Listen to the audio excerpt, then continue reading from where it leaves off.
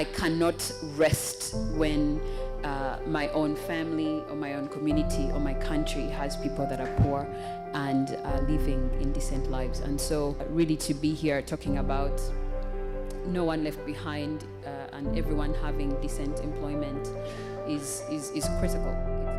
When you talk about leave no one behind, how does that resonate with you? What does this mean to you? For me, inclusion is to be part of making sure that everybody has access to basic services. That kind of growth must increase opportunities.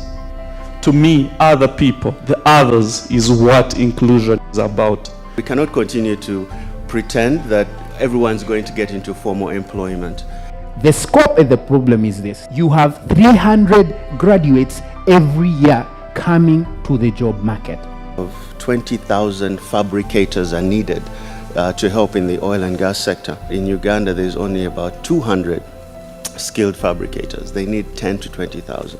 If I've looked at the government intervention like Bitvet Skilling Uganda, they are doing skilling in joinery, carpentry, bricklaying.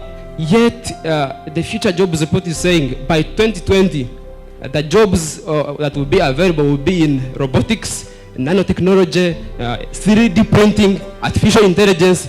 What is the priority of the government? What are the institutional mechanisms you will put in place to actually address the problem? For many young people, when you talk about political leadership and representation, we make 70% of the population. We should be a majority. We shouldn't be limited to the minority that need a representation. We should be the ones representing. So I think maybe the conversation should be, how do we get the old people to retire so that we can have young people in position? Can we train people to replace these skill gaps? Why do we have Indians and Chinese coming here? Not that I have any problem with them, but doing our jobs that our own people are staying on the streets. And if in a forum like this, we can identify a bankable business that just needs coaching, maybe they need coaching to know how to present. How do we get them prepared to go onto that world stage, present to potential investors, share their ideas, and possibly even put our hands in our pockets?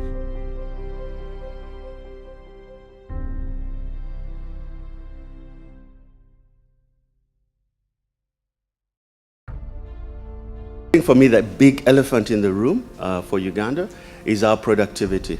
We have a very, very low productivity. It's going to a restaurant where there's 7 waiters and there's only 2 people looking for service, and it still takes you an hour to get your meal.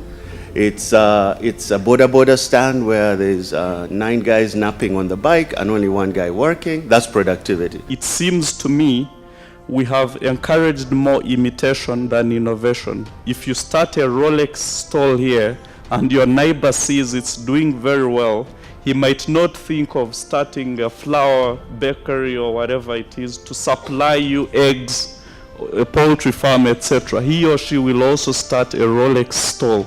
So in the end, you create competitive mechanisms rather than partnerships.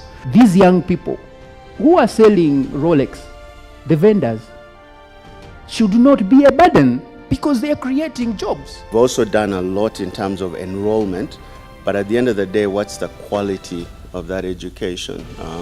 Just getting people to sit under a tree and do ABCs is fine, but at the end of the day, when they come out of that, what are they going to do?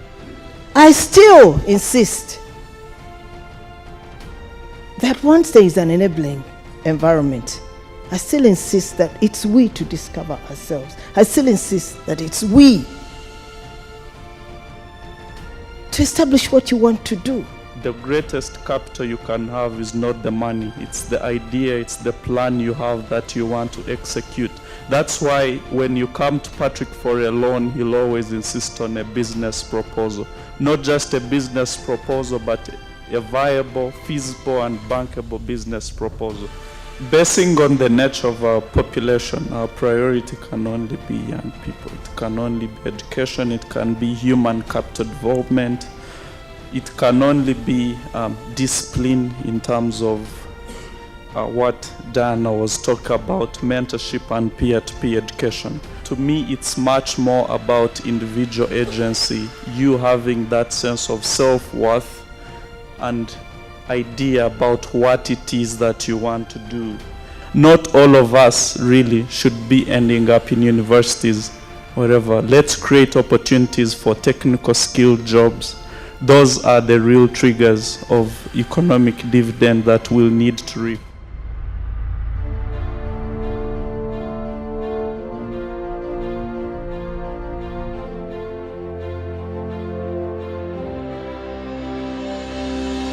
One of the things that would really make a difference would be to sort of start to pay for performance in the public sector by making it more efficient.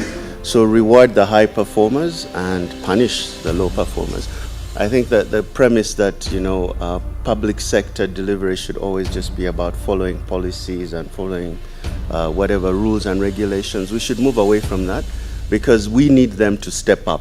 But I'm talking about growth where there is a fundamental shift in allocation of resources within the economy, from low productive sectors to high productive sectors, and creating a more dynamic and diversified economy. Inclusive institutions include, exclusive or extractive institutions exclude.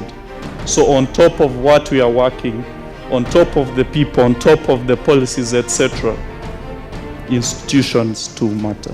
In the spirit of inclusive growth and bringing more people into the sector, get more taxpayers, support SMEs so that they can get out of the shadows of the grey economy and start contributing and paying taxes. That's what's going to help us. It's a lifestyle. You either live it or leave it. There is no pretense about it. There is no thin line. You're either pro-equality, you're either pro-inclusion or against it. Uganda needs to save more. We need to mobilize domestic savings and channel it into these longer-term gestation projects. We do not save enough.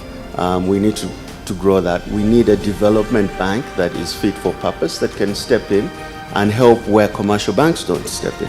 Putting youth at the center of making pro-youth policies is important. It is extremely important. The tide is changing. And there are many of us who have a voice and must use it to amplify the voices of many that don't have it, so that we extend the same to others through mentorship, through forums such as this, and just being an advocate for equality for everyone. I think Cleo Africa has vindicated my thoughts. It's renewed my hope that we too can shape the agenda onto and add onto the streams of knowledge. So a theme that came out very strongly throughout the whole day, all of our discussions, is that Uganda and East Africa has the necessary physical, financial, and human resources to reach its own development goals by 2030. We also learned that the youth here are amongst the most optimistic in the world.